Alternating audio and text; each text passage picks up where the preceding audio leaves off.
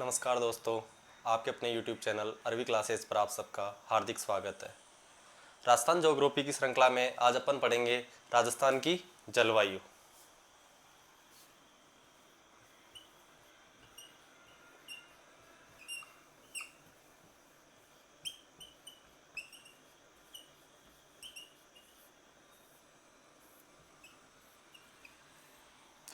आज की क्लास में अपन राजस्थान की जलवायु पर विस्तार से चर्चा करेंगे। जैसे कोई भी टॉपिक पढ़ते हैं तो उस टॉपिक को स्टार्ट करने से पहले अपन उसकी बेसिक चीज़ें हैं वो चीज़ें देखी जाती है। अब इसमें शब्द आ रहा है जलवायु। अब सबके दिमाग में आ रहा होगा कि जलवायु क्या है क्या नहीं है। जलवायु, मौसम और ऋतु, तीन शब्द होते हैं इस टॉपिक के अंदर जो अपने को अच्छे से समझने होते हैं। पहला शब्द होता है मौसम, एक होती है ऋतु और तीसरी शब्द आता है वो है जलवायु। ठीक है, मौसम एक तरह से तीनों जलवायु के ही एक रूप है। सबसे छोटा, फिर ये इस तरह से अपन इनको देख सकते हैं कि कम समय के लिए सबसे कम समय में, जैसे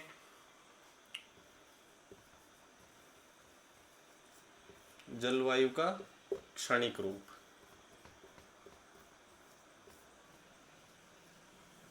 क्या कहलाता है? मौसम। अब ये 1 घंटा भी हो सकता है, 1 दिन भी हो सकता है और 1 महीना भी हो सकता है। जैसे आज सुबह सुबह मौसम कैसा था भाई? बारिश हो रही थी, 10 बजे बारिश हो रही थी और 11 बजे क्या हो गया? मौसम परिवर्तन, तेज कड़कती धूप हो गई। फिर 1 बजे क्या हो गई? फिर से बारिश हो गई।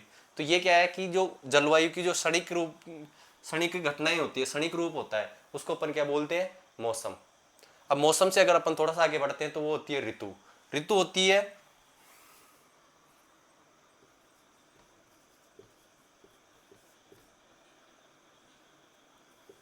महीनों की जलवायु का सम्मिलित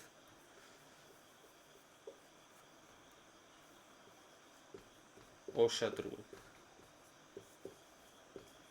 अर्थात जैसे अपन पढ़ते हैं ग्रीष्म, शीत और वर्ष, तीनों ऋतुएं अपन विस्तार से पढ़ते हैं और अपने काम में भी आती है। तो जो महीनों का जो औसत जलवायु होती है, महीनों की जो जलवायु है उसका औसत रूप होता है, वो क्या कहलाता है? अपने ऋतु कहलाता है। जैसे गर्मी हो गई, गर्मी का जो खत्म हुआ, वैसे सर्दी हो गई, जैसे अक्टूबर से नवंबर से फरवरी तक, फिर मार्च से वहाँ तक ये हो गई, और फिर वर्षा ऋतु। तो ये चीज़ें ऋतु का होता है।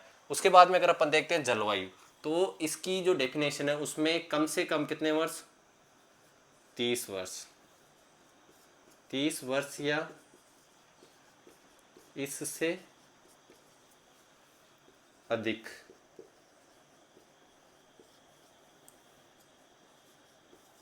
समय की 30 वर्ष या इससे अधिक समय की औसत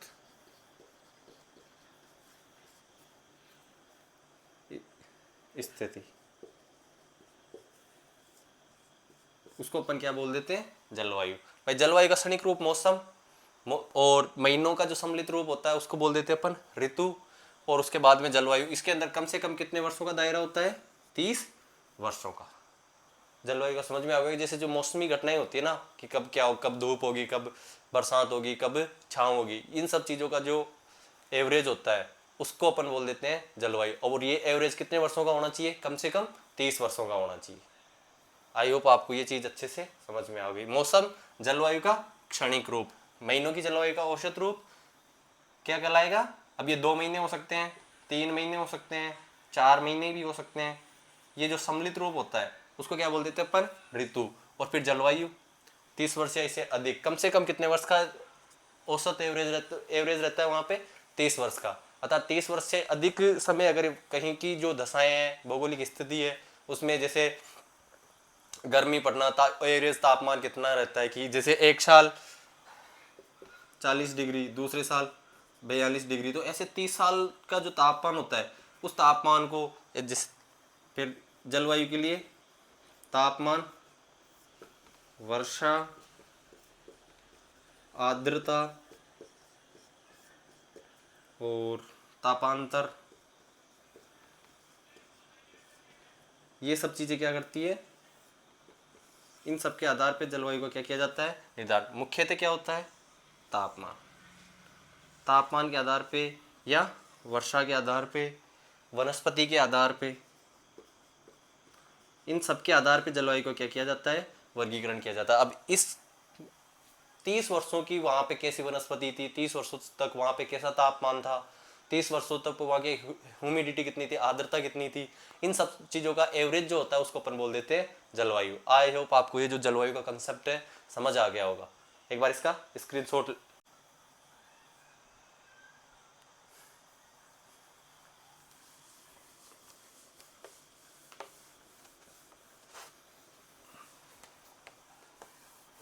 अब जो जलवायु है, अब इसके कुछ रूप होते हैं, जैसे कौन से अक्षांश के बीच का जो एरिया होता है, अपन ने पढ़े थे कि पृथ्वी पे जो काल्पनिक रेखाएं खींची जाती है, जैसे ये मान लो अपना ग्लोब है। अब इस ग्लोब पे क्या खींची जाती है, रेखाएं। जैसे हमने ये खींच दी, ग्लोब पे क्या खींचती, 0 डिग्री अक्षांश, ठीक है। अब इसके ऊपर जो खींची जाएगी मुख्य जो अक्षांश है वो कौन सा आता है अपने, 23.5 डिग्री, ठीक है। 23.5 डिग्री के बाद में 66 वर्ग डिग्री।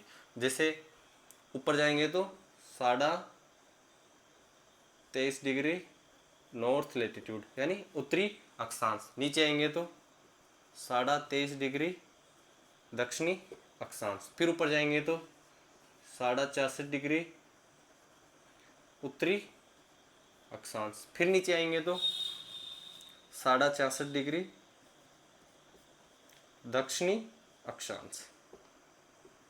ऐसे क्या हो जाते हैं, अक्षांश और देशांश, अक्षांश होते हैं। अब जो ये अक्षांश है इनके मध्य का जो क्षेत्र होता है, जैसे 1 डिग्री अक्षांश और 2 डिग्री अक्षांश, ये पहला और ये दो, जो दो अक्षांशों के मध्य का जो ये क्षेत्र होता है इसको बोलते हैं कटिबंध। क्या बोलते हैं, कटिबंध। अर्थात दो अक्षांशों के बीच के जो क्षेत्र होता है, जो दूरी होती है, उसको क्या बोलते हैं, कटिबंध। आई होप आपको ये चीज कटिबंध वाला, भाई दो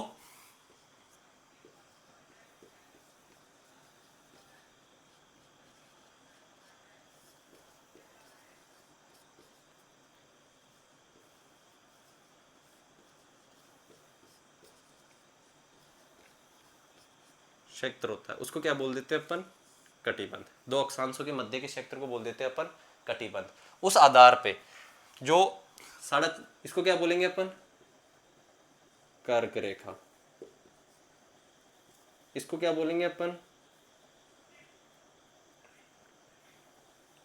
मकर रेखा। इसको क्या बोलेंगे अपन, आर्कटिक वर्त। इसको अपन क्या बोलेंगे,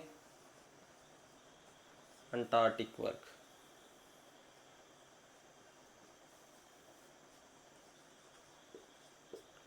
ये चीजें आपके समझ में आ गई होगी। अब इसके बाद में जो मेन, भाई कटिबंध तो इन दोनों के बीच, जैसे 0 डिग्री और 23.5 डिग्री, इन बीच का जो क्षेत्र है इसको क्या बोल देंगे अपन, कटिबंध। लेकिन सूर्य कहाँ रहता है, यहाँ पे। यहां से कहां तक जाता है, ऊपर जाए तो यहां तक, और नीचे आए तो यहाँ तक। जब सूर्य कर्क रेखा पर लंबवत होता है तो उसको कर्क संक्रांति, और जब मकर रेखा पर लंबवत होता है उसको मकर संक्रांति बोल देते हैं। अब जब अपने को पता है कि जब सूर्य कर्क रेखा से ऊपर नहीं जा रहा और मकर रेखा से नीचे नहीं आ रहा, तो इन दोनों जो अक्षांश है, 0 डिग्री से 23.5 डिग्री नॉर्थ लेटीट्यूड और 0 डिग्री से 23.5 डिग्री साउथ लेटीट्यूड, इन दोनों के बीच का जो क्षेत्र है ये वाला, इसको जो बोला जाता है उसको बोलते हैं उष्ण कटिबंध। उष्ण, क्योंकि सूर्य है तो सूर्य क्या करेगा, गर्मी करेगा ना, तो गर्मी की वजह से इसको क्या बोलते हैं, उष्ण। और दो अक्षांशों के बीच की दूरी को क्या बोला जाता है, इसको इसलिए क्या बोला गया है, उष्ण कटिबंध। अब देखो ऊपर कर्क रेखा और कर्क रेखा से जो आर्कटिक वर्त है, अब देखो यहां जो सूर्य है इसकी थोड़ी बहुत रोशनी तो यहां तक भी जाएगी ना, तो इसलिए इसको बोलते हैं उपोष्ण या शीतोष्ण। ठीक है, उपोष्ण या शीतोष्ण। और क्या बोलेंगे इसको, दो अक्षांशों के बीच का जो क्षेत्र है उसको क्या बोलते हैं, कटिबंध। तो ये यहां पे लिख देता हूं मैं, कटिबंध, इसका भी कटिबंध। आई होप आपको ये कंसेप्ट समझ में आ रहा होगा भाई। 0 डिग्री के जो 23.5 डिग्री कर्क रेखा और मकर रेखा के जो बीच वाला क्षेत्र है उसको उष्ण कटिबंध बोलते हैं। क्यों बोलते हैं, क्योंकि सूर्य हमेशा इसी एरिया में चमकता रहता है, कभी कर्क रेखा पे लंबवत होता है, कभी भूमध्य रेखा पर, कभी विषुवत रेखा पर। जब कर्क रेखा पे लंबवत होता है तो उत्तरी गोलार्ध का सबसे बड़ा दिन होता है, कब होता है वो, 21 जून को। वो अपन विस्तार से आगे और चर्चा कर लेंगे। जब 0 डिग्री पे होता है तो दिन और रात दोनों, पृथ्वी पर दोनों गोलार्धों में दिन और रात बराबर होते हैं। जब अब ये इस पे होता है तो उत्तरी गोलार्ध में दिन छोटा होता है और दक्षिणी गोलार्ध में दिन बड़ा होता है। इसका अलग से चैप्टर है, उस पर अपन और विस्तार से चर्चा कर लेंगे। अभी अपने का मतलब है कि कर्क रेखा और मकर रेखा के बीच वाला जो क्षेत्र है उसको बोलते हैं उष्ण कटिबंध, और आर्कटिक वर्त और कर्क रेखा के बीच वाला जो उसको उपोष्ण या शीतोष्ण कटिबंध। उसके बाद में जो ऊपर वाला आता है, यहाँ पे कौन सा अक्षांश है, 90 डिग्री नॉर्थ लैटिट्यूड और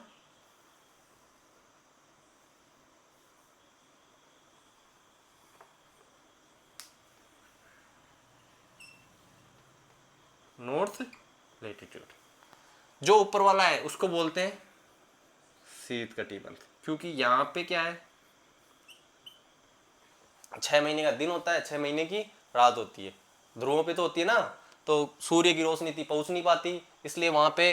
और ये तो सबको पता ही है ना कि जैसे जैसे यहां से इस तरफ जाते हैं तो तापमान में कमी होती है, अक्षांशों से निम्न अक्षांशों से उच्च अक्षांशों की ओर जाने पर तापमान में कमी होती है, क्योंकि सूर्य की जो होती है वो लंबवत चमकना, जो जितना नजदीक होगा सूर्य उतना ही तापमान ज्यादा होगा। तो यहाँ से अगर सूर्य यहाँ पे है तो सबसे पास कहाँ चमक रहा है, यहाँ पे, फिर यहाँ पे, फिर यहाँ पे। अगर यहाँ भी आता है तो यहाँ पे, यहाँ पे, यहाँ आते आते तो बिल्कुल सूर्य का जो तापमान है वो बिल्कुल लो हो जाता है। इसलिए ऊपर जाने पे निम्न अक्षांशों से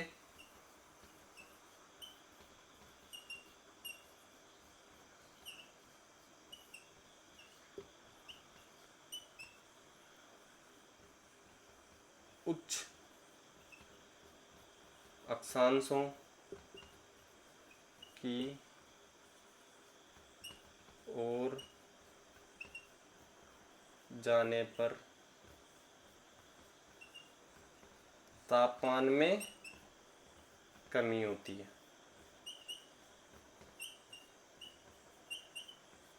ये चीजें आपके फैक्ट है, ये कई बार एग्जाम में आ जाता है सीधा सीधा। ठीक है, कथन निष्कर्ष में भी आ जाता है। आई होप ये जो कटिबंध है ये वाला कंसेप्ट आपके समझ में आ गया होगा कि कर्क रेखा और मकर रेखा के बीच वाला उष्ण कटिबंध, आर्कटिक वर्त और कर्क रेखा के बीच वाला उपोष्ण या शीतोष्ण, और आर्कटिक वर्त और ध्रुव जो है 90 डिग्री नॉर्थ लैटिट्यूड जिसको अपन उत्तरी ध्रुव बोलते हैं, उनके बीच वाला जो होता है उसको शीत कटिबंध बोलते हैं। एक बार इसका स्क्रीनशॉट ले लो। कटी का मतलब कटिबंध, और कटिबंध क्या होता है, दो अक्षांशों के बीच का जो क्षेत्र होता है उसको कटिबंध के नाम से जाना जाता है। स्क्रीनशॉट ले लो आप एक बार इसका। अब देखो अपन ने क्या देख लिया भाई, कटिबंध क्या होता है और कौन कौन से अक्षांशों के बीच का जो वो है उसको किस नाम से जाना जाता है। अब अगर अपन इसी कंसेप्ट को राजस्थान के विषय में अप्लाई करते हैं तो देखना रिजल्ट, अभी तुम राजस्थान की जलवायु का निर्धारण खुद कर दोगे कि सर राजस्थान में जलवायु कैसी पाई जाती है, ऑटोमेटिक। लेकिन अपन ने जो पिछली क्लासें पढ़ी है वो अगर अच्छे से तुम लोगों ने रिवाइज करी है तो ही इसका निर्धारण अभी खुद कर पाओगे, क्योंकि इनका निर्धारण तभी कर पाओगे जब अपने को पिछला सारा याद होगा। अब यहाँ पे कौन सी थी, 0 डिग्री, यहाँ पे 23.5 डिग्री, यहाँ पे 23.5 डिग्री, ये और ये चीज़ें क्लियर थी। ऊपर वाले नॉर्थ लेटीट्यूड है और नीचे वाले साउथ लेटीट्यूड है, ये लिखने की ज़रूरत है क्या, इतना तो तुम्हें समझ आ जाना चाहिए था। और 0 डिग्री से अब अगर अपन राजस्थान के विषय में बात करते हैं, यही कंसेप्ट अगर अपन राजस्थान के विषय में अपनाते हैं तो राजस्थान की सबसे पहले क्या देखेंगे, अक्षांशीय स्थिति। अक्षांशीय स्थिति। अब राजस्थान की अक्षांशीय स्थिति अपन ने जब राजस्थान की उत्पत्ति और विस्तार, स्थिति एवं विस्तार वाली क्लास थी उसमें बताई थी कि 23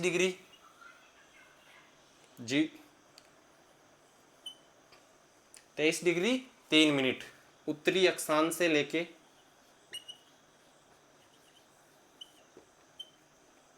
30 डिग्री 12 मिनट उत्तरी अक्षांश तक राजस्थान क्या है, विस्तृत है।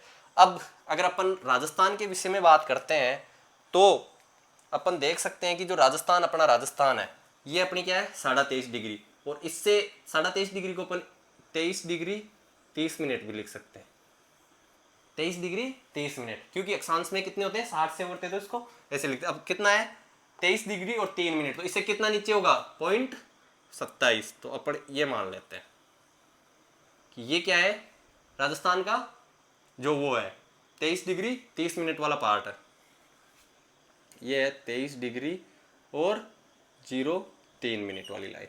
और इसके ऊपर वाली अगर अपन 30 डिग्री 12 मिनट वाली लाइन देखें, 1 मिनट मार्कर चेंज उससे ताकि तुम्हारे अच्छे से समझ में आ जाए, तो ये वाली जो लाइन है मैं इससे ले लेता हूं, ये वाली लाइन कौन सी होगी अपनी 30 डिग्री 12 मिनट, और ये जो बीच में मैंने अभी ब्लैक पेन से खींची इससे थोड़ा चीजें,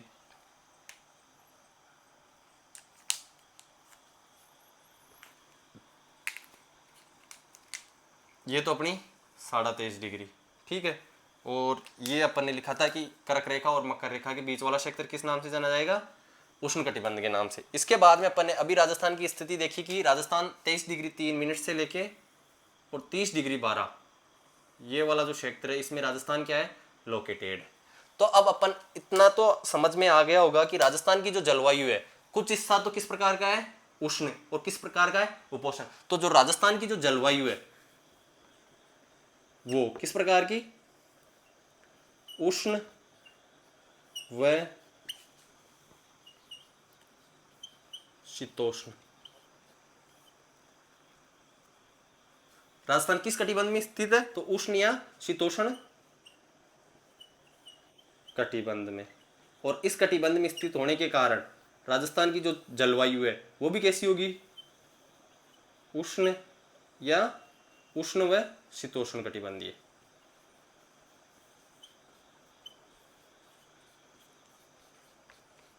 कटिबंधीय जलवायु, ये कंसेप्ट समझ में किस किस के आ गया अच्छे से। वैसे इससे इजी तरीके से तुम्हें कोई बता नहीं सकता, अगर इस तरीके से भी समझ नहीं आ रहा ना तो फिर आप या तो पढ़ने में अच्छे से ध्यान नहीं दे रहे या फिर आप में कहीं ना कहीं कोई ना कोई तो कमी है, इलाज करवाओ खुद का। भाई अक्षांश बता दिए, कटिबंध बता दिया, कटिबंध के ऊपर राजस्थान की फिर उसी कटिबंध पे अपन ने स्थिति लोकेट कर दी। स्थिति लोकेट करने के बाद अपन ने देखा कि ये वाला जो हिस्सा है, ये वाला हिस्सा, ये वाला तो अपने आ रहा है उष्ण कटिबंध में, और ये वाला जो हिस्सा है ये आ रहा है अपने उपोष्ण कटिबंध में। तो उष्ण या शीतोष्ण, उष्ण या उपोष्ण कटिबंधीय जलवायु राजस्थान में पाई जाती है। आई होप आपको ये चीज समझ में आ गई होगी। एक बार इसका स्क्रीनशॉट ले लो।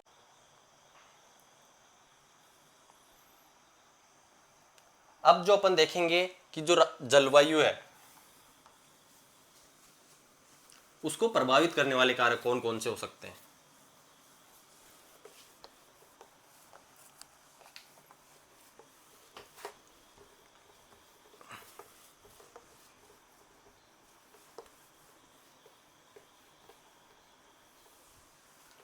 ठीक है, अब अपन देखेंगे कि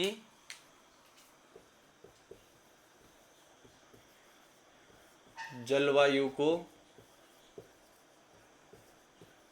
प्रभावित करने वाले कारक।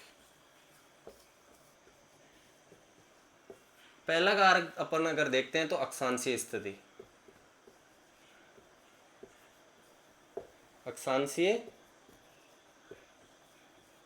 स्थिति, यदि कर्क रेखा और मकर रेखा के बाद बीच में उनकी अक्षांशीय स्थिति होगी, अक्षांशीय विस्तार होगा, तो वहां पे कैसी जलवायु पाई जाती है उष्ण प्रकार की।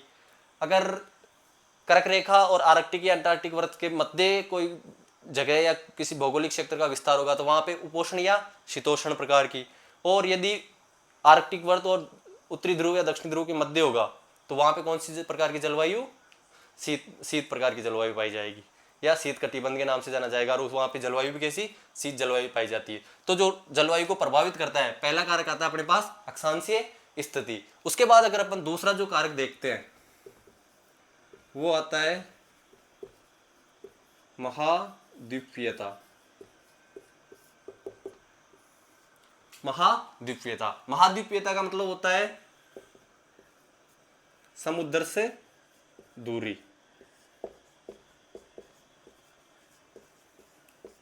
भाई कोई भी स्थान है वो समुद्र से कितना दूर है, जितना दूर होगा वहां पे उतनी ही विषम जलवायु पाई जाती है। क्योंकि आप सबको पता होगा जो जल है वो ना तो जल्दी गर्म होता ना ही जल्दी ठंडा होता, अर्थात धीरे धीरे क्या होता है, गर्म, और धीरे धीरे क्या होता है, ठंडा। ठीक है, और वहां की जो वायु होती है समुद्र के आसपास वाली, उसमें क्या पाई जाती है, आर्द्रता। आर्द्रता का मतलब नमी ज्यादा देखने को मिलती है। ये चीजें अच्छे से समझ में आ रही होगी, क्योंकि जल है तो वहां का धीरे धीरे गर्म होता है और धीरे धीरे ठंडा होता है, और धीरे धीरे गर्म या ठंडा होता है, उसी वजह से वहां की जो वायु है वहां पे तापमान में परिवर्तन नहीं होता। और वहां पे पानी है तो पानी में सीधी सी बात है ना, अगर टेम्परेचर लो भी है तो भी तो नमी तो रहेगी पानी की वजह से। दूसरी बात, धरातल या मृदा में जो कण होते हैं, वो कण जो सूर्य से जाने वाली किरणें होती हैं उनको अवशोषित करते हैं, और उसमें क्या है, या तो जल्दी क्या हो जाते हैं, गर्म, और जल्दी क्या होते हैं, ठंडे। तो यहां पे जो तापांतर है, दिन व रात के तापमान में अंतर, वो क्या होता है, ज्यादा, और यहां पे वो जो होता है कम होता है। क्योंकि दिन में जैसे गर्म हो गया तो गर्म होने के बाद रात में ठंडा होगा, ठंडा होने में उसको उतना टाइम नहीं लगेगा, उतने वापस फिर से क्या हो जाएगा, दिन। तो वहां पे जो जलवायु पाई जाती है वो पाई जाती है समकारी, समुद्र के जो जितना नजदीक होता है वहां पे। लेकिन यहाँ पे जो जलवायु पाई जाती है विषमकारी। अब राजस्थान है, राजस्थान के संदर्भ में अगर इस चीज को देखते हैं तो राजस्थान के आसपास कोई समुद्र नहीं है, इसलिए राजस्थान में विषमकारी जलवायु पाई जाती है। अर्थात कभी तापमान बहुत हाई होता है, कभी तापमान बहुत लो होता है। गर्मी में कभी तापमान 49 डिग्री तक चला जाता है, तो सर्दियों में तापमान 0 डिग्री पे आ जाता है, अर्थात जमाव बिंदु पे भी आ जाता है। 3 डिग्री 4 डिग्री तो मान लो जमाव बिंदु पे आ जाता है। कुल मिला के बात ये है, पानी बर्फ का रूप धारण करने लग जाती है। तो ऐसी जो विशेषता ये किसके लिए, और राजस्थान के संदर्भ में जो जलवायु को प्रभावित करने वाला प्रमुख कारक है वो है महाद्वीपीयता। ठीक है, अब जो तीसरी जो मुख्य चीज आती है इसको प्रभावित करने वाली, वो है उच्चावच। क्या है,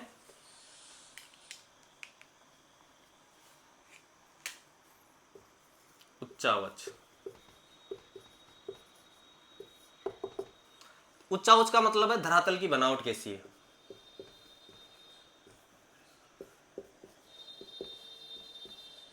धरातल की बनावट, उच्चावच का मतलब होता है धरातल की बनावट कैसी है। धरातल अगर मरुस्थली है तो मरुस्थल में मृदा कैसी पाई जाएगी, रेतीली। अर्थात मृदा के कण कैसे होंगे, मोटे। और जितने कण मोटे होंगे उतने ही सूर्य की तापमान से क्या होंगे, जल्दी गर्म और जल्दी ठंडे। इसकी तुलना में धरातल यदि पठारी है या पर्वतीय है तो यहां पे क्या है, एक तो ये धीरे धीरे क्या होते हैं, गर्म व ठंडे। पहला तो ये हो गया। दूसरा, अगर अपन मरुस्थल में देखें तो मरुस्थल में मृदा रेतीली होती है और वहां पे पानी होता तो मरुस्थली क्यों होता, पानी की क्या होती है वहां पे, कमी होती है। इसलिए वहां पे वनस्पति जो है, वनस्पति भी क्या पाई जाती है, कम पाई जाती है। तो वनस्पति जहां पे कम होती है वहां पे क्या होता है, वातावरण वैसे ही गर्म होता है। इसलिए अब पथरीले, पठारी और पहाड़ी क्षेत्र देखते हैं तो वहां पे क्या पाई जाती है, सघन वनस्पति पाई जाती है। इसलिए भी वहां पे तापमान क्या होता है, कम देखने को मिलता है। इस प्रकार जो उच्चावच है ये भी किसी क्षेत्र की जो जलवायु होती है उसको प्रभावित करता है।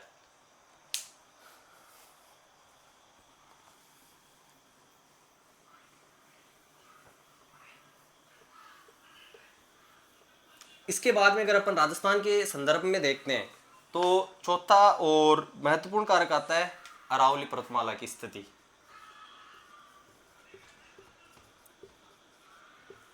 अरावली पर्वतमाला की स्थिति आप सबको पता है। जैसे मैं ये राजस्थान का मैप बना दूं,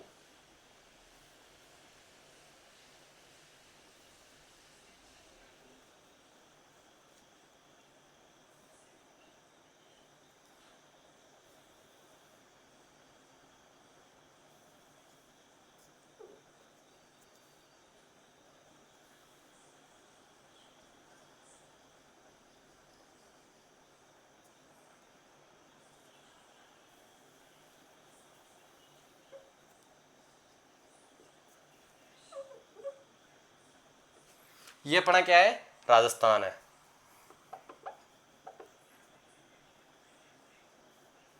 ठीक है, ये अपना क्या है, राजस्थान है। एक तरह से देख लो तुम। अब इसमें अपनी अरावली जो है इसकी स्थिति है इस प्रकार से, इस प्रकार से अरावली की स्थिति है।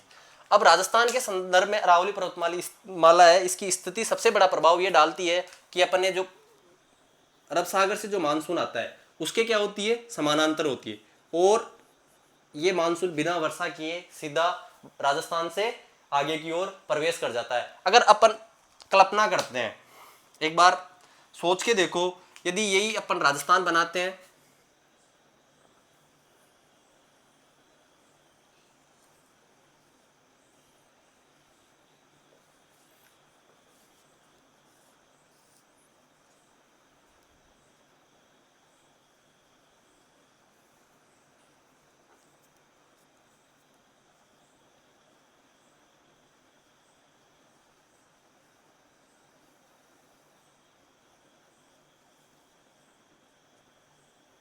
ये अपना क्या हो गया, एक तरह से राजस्थान हो गया। अपना जो राजस्थान है इसमें अगर अपन एक बार इमेजिन करते हैं, कल्पना करते हैं,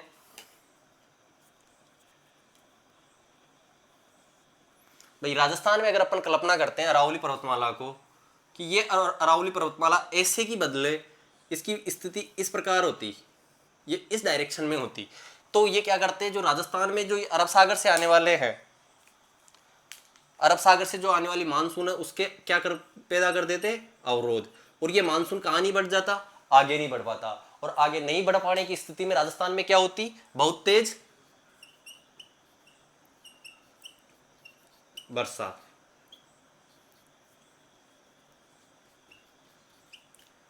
लेकिन है कैसे, इस दिशा में समानांतर होने के कारण मानसून में कोई भी रुकावट पैदा नहीं करता, अवरोध पैदा नहीं करता, और मानसून बिना वर्षा किए सीधे निकल जाता है। राजस्थान में बरसात जो होती है वो बंगाल की खाड़ी से जो मानसून आता है वो एंटर करता है इधर से, इस डायरेक्शन से, ठीक है। इस डायरेक्शन से एंटर करने की वजह से जो राजस्थान का दक्षिणी पूर्वी हिस्सा है यहां से मानसून एंटर करता है, और यहां से मानसून एंटर करके जो अरावली पर्वतमाला है उसके क्या पैदा कर देती है, अवरोध। अवरोध पैदा कर देने की वजह से राजस्थान के जो हिस्सा है कौन सा वाला, दक्षिणी और पूर्वी, इस हिस्से में वो क्या करता है, बरसात। लेकिन ये जो मरुस्थल वाला क्षेत्र है ये उसकी किस में आ जाता है, वृष्टि छाया, अरावली के वृष्टि छाया क्षेत्र में आ जाता है।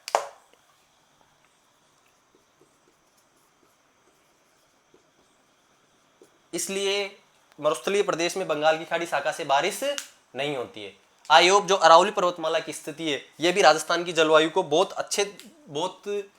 ज्यादा प्रभावित करती है, और आपको जो ये कैसे प्रभावित करती है ये चीज भी अच्छे से समझ आ गई होगी। एक बार आप इन सबका क्या ले लो, स्क्रीनशॉट ले लो।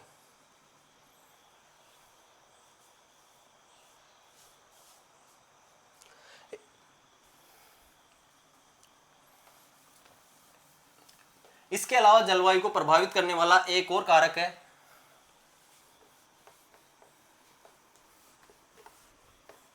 वो कारक है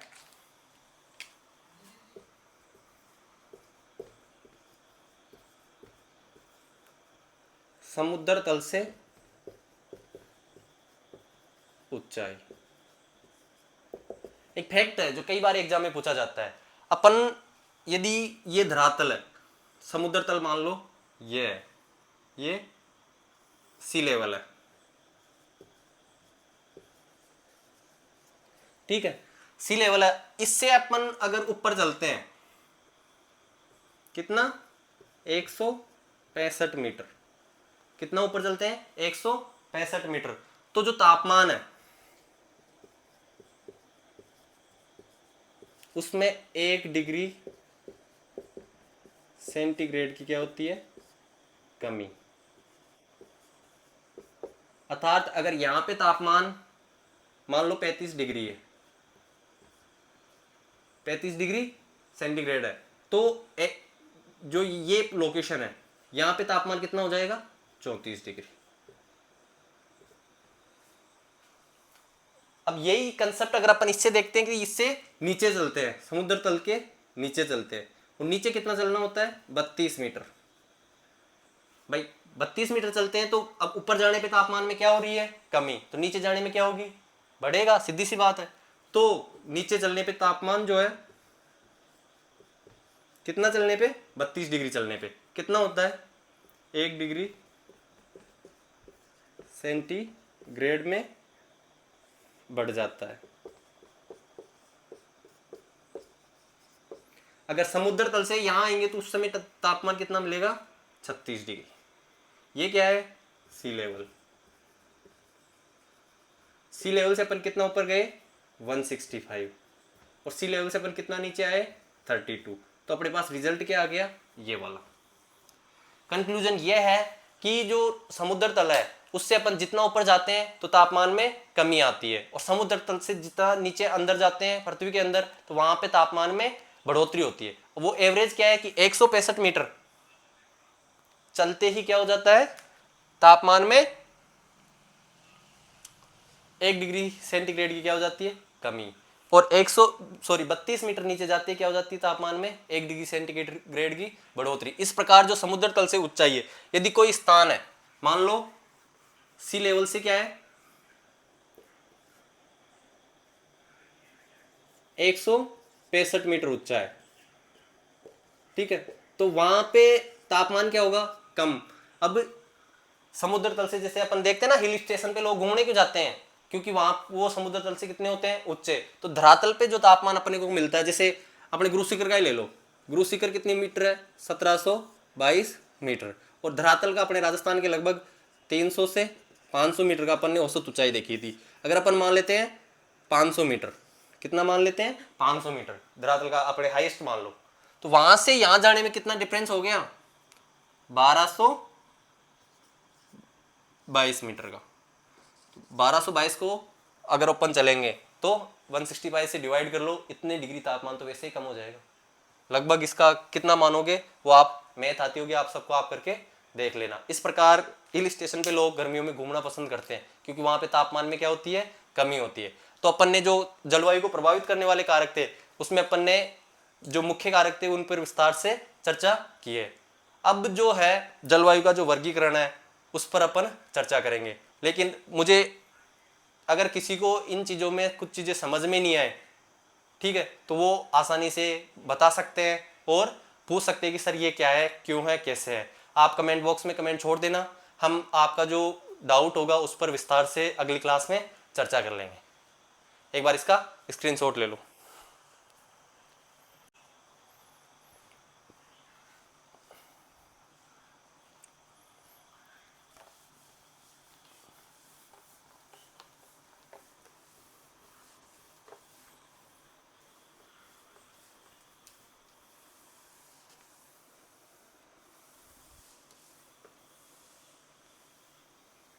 अभी अपन ने देखा है प्रभावित करने वाले कारक, उसमें पहला क्या था, अक्षांशीय स्थिति। दूसरा क्या था, महाद्वीपीयता। तीसरा क्या था, तो उच्चावच। तीसरा क्या था, समुद्र तल से ऊंचाई। और राजस्थान के संदर्भ में अपन ने एक और देखा था, वो क्या था, वो था अरावली की स्थिति। ये मेजर कारक है जो राजस्थान की जलवायु को प्रभावित करते हैं। ये सब अगर किसी जगह पे है तो बाकी कारक तो जितने बनाओ उतने ही कम है भाई, कारक तो जितने बनाएंगे उतने ही कम है। उसके बाद में अगर अपन देखते हैं जलवायु का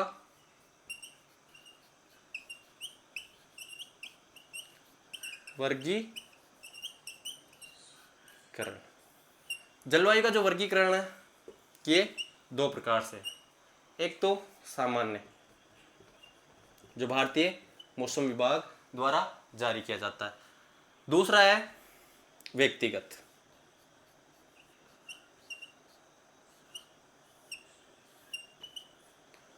एक तो होता है सामान्य, दूसरा होता है व्यक्तिगत। सामान्य जो होता है ये, इसको अपने राजस्थान में कितने भागों में बांटा गया है, इसका आधार होता है तापमान व वर्षा, और इसके आधार पे कितने हैं,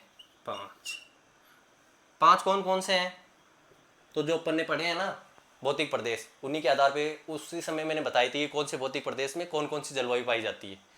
एक बार दिमाग में बोझ डालो और याद करने की कोशिश करो कि सर ने कौन कौन सी बताई थी, क्योंकि जब तक दिमाग पर अपन प्रेशर नहीं डालेंगे, चीज़ें को ऐसे कैसे पढ़ते जाएंगे, तब तक दिमाग, जैसे अरे कोई चीज़ है, किसी भी चीज़ है, कोई मशीन ही मान लो तुम, तो अगर उस मशीन का तुम यूज़ नहीं करोगे तो पड़े पड़े क्या हो जाएगी, रखे रखे क्या हो जाएगी, खराब हो जाएगी। उसी प्रकार तुम्हारा दिमाग है, तुम वो, तो दिमाग का अगर अपन यूज़ नहीं करेंगे, इस्तेमाल नहीं करेंगे, इसको बिल्कुल लोड नहीं देंगे, तो ये भी धीरे धीरे क्या हो जाएगा, आलसी, और काम करना क्या कर देगा, बंद। जिस प्रकार खराब मशीन अटक अटक के चलती है ना, उसी प्रकार फिर अपना दिमाग भी अटक अटक के चलने लगेगा। और दिमाग की जो एक्सरसाइज है ये मैं मानता हूँ सबसे कठिन है, क्योंकि अपन कोई भी चीज़ है, दिमाग काम करता है इंटरेस्ट से, किससे, रुचि से। किसी भी चीज़ें में जो इंटरेस्ट होती है ना, उसी से दिमाग काम करता है। और इंटरेस्ट बढ़ाने के लिए अपने को अपना जो मन है उसको कंट्रोल में करना पड़ता है। और मन कभी भी मनुष्य को अपने जो खुद के लिए हेल्दी होती है ना, उन कामों को करने के लिए गवाही नहीं देता कि यार ये काम तो इसके लिए अच्छा है, इसको मैं क्यों करने दूँ। मन अपने को क्या बनाता है, पागल। अगर अपन ने मन को पागल बनाना स्टार्ट कर दिया तो समझ लेना जिंदगी में अपन आगे बढ़ना स्टार्ट कर चुके हैं। क्योंकि मन बोलता है कि यार पढ़ने बैठते हैं, पढ़ने बैठेंगे तो पढ़ने बैठते ही मन बोलते हैं कि 1 घंटे बाद पढ़ेंगे। जैसे ही पढ़ने का सोचते हैं, मन हैंड टू हैंड रिप्लाई देता है 1 घंटे बाद पढ़ेंगे। अभी क्या कर लेते हैं, इंस्टा चला लेते हैं भाई। 1 घंटे बाद पढ़ेंगे, क्या कर लेते हैं, अभी इंस्टा चला लेते हैं। लेकिन अपने को क्या करना है, मन को पागल बनाना है। जिस समय मन बोले कि 1 घंटे बाद पढ़ेंगे, अभी क्या करते हैं, इंस्टा चला लेना, उसी समय मन को हैंड टू हैंड रिप्लाई देना है कि अभी क्या कर लेते हैं, पढ़ लेते हैं, 1 घंटे बाद क्या करेंगे, इंस्टा चलाएंगे। जिस प्रकार मन अपने को पागल बनाता है, उसी प्रकार अपन मन को पागल बनाए और कंटिन्यू ये प्रोसेस। वो बोलते हैं ना कि 21 दिन किसी भी प्रोसेस को फॉलो करे तो वो क्या बन जाती है, आदत बन जाती है ना। तो आदत बनानी पड़ती है। और जैसा कि आरएस की वैकेंसी तो आ ही चुकी है, एग्जाम डेट भी फिक्स हो चुकी है, 2 फेब है ना, 2 फरवरी है ना। तो तैयारी आप अच्छे से करो, हम पढ़ाए रहे हैं आपको। आपके लिए टेस्ट सीरीज जल्दी से जल्दी प्रारंभ कर दी जाएगी, उसका भी बता देंगे कैसे क्या करना है, कैसे क्या नहीं करना है। आप सब अच्छे से तैयारी करो और हम आप लोगों की ऐसे ही मदद करते रहें। ऐसी हम इच्छा रखते हैं, हमारी मन में विश्वास है कि हम जो पढ़ाएंगे, हमारे से आप जो पढ़ोगे, उससे 100% आपका सिलेक्शन हो। क्या हो, सिलेक्शन हो। इतना कंटेंट हम आपको अवेलेबल करवा देंगे। कोई बोलता है कि ये नोट्स, ये बुक्स, तो हम, कोई एनसीईआरटी बोलता है कि एनसीईआरटी पढ़ो, कोई बोलता है आरबीएसई पढ़ो, कोई किसी बुक का सजेशन देता है। देखो ये जो चीज़ें होती है ना, अच्छी होती है, पढ़नी चाहिए, लेकिन अगर ये सब चीज़ें तुम्हारे खुद के नोट्स में हो,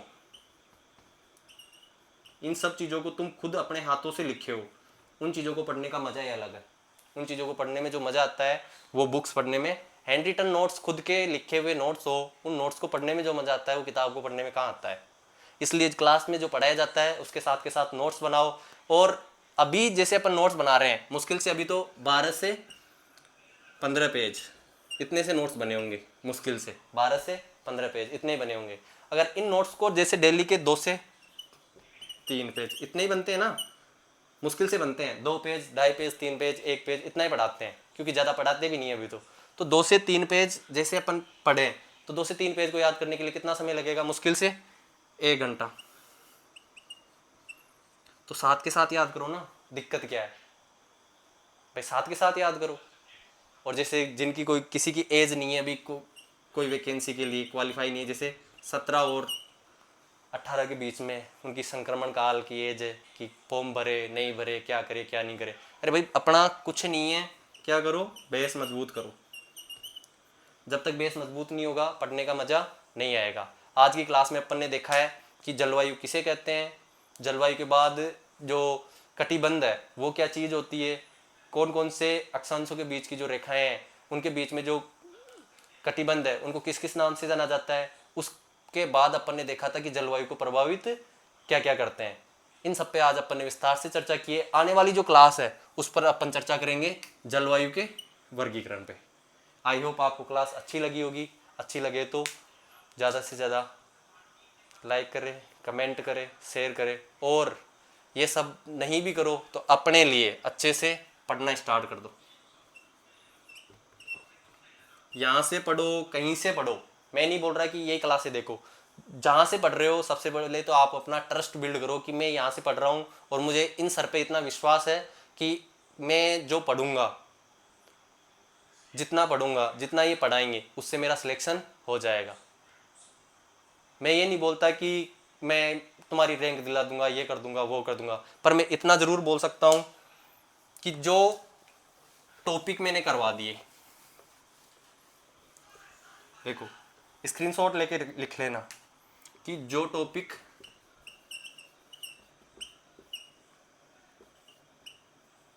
मैंने करवा दिए और वो तुम्हारे किस पे है, सिलेबस में, तो आपका इन टॉपिक में से आने वाला क्वेश्चन, टॉपिक से आने वाला क्वेश्चन कभी गलत नहीं होगा, ये इसकी मैं गारंटी ले सकता हूँ। इन टॉपिक में से चाहे कैसा ही क्वेश्चन आ जाए, कितना ही डीप दे दे, आपका वो क्वेश्चन गलत नहीं होगा, आपके नोट्सों में से क्वेश्चन मिलेगा। इस चीज़ की भी मैं गारंटी लेता हूँ। आप बस अपनी तैयारी को कंटिन्यू करो। अगर मुझे ये दिक्कत नहीं है कि मुझे 100 देख रहे हैं, 1000 देख रहे हैं या फिर एक देख रहा है, अगर मेरी वजह से किसी एक बच्चे का भी फायदा हो रहा है ना, तो मेरे लिए वो भी सफिशिएंट है।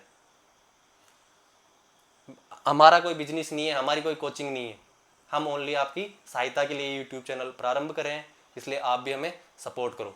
धन्यवाद।